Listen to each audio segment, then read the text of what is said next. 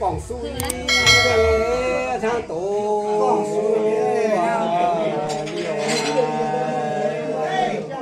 là tại sao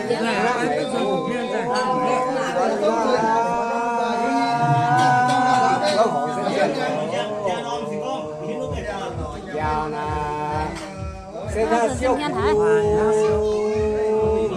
tòi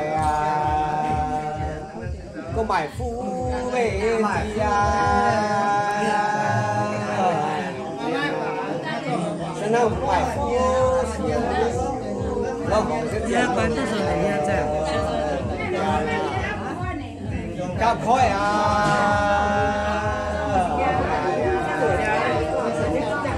con nhiều pha đấy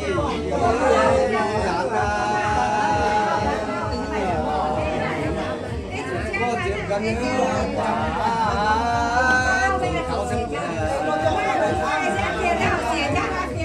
chẳng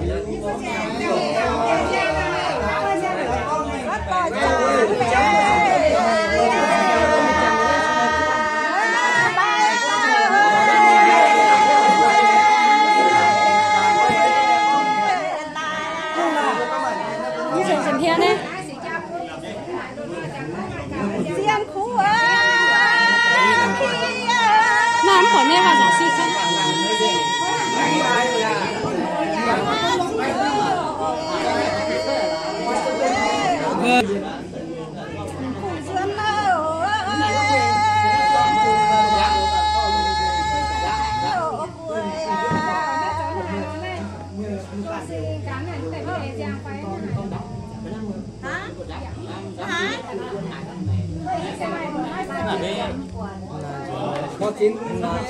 có tiểu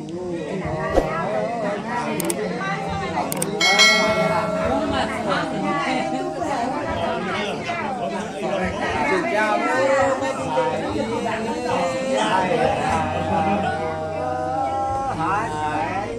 con mày chú sẽ phăng ta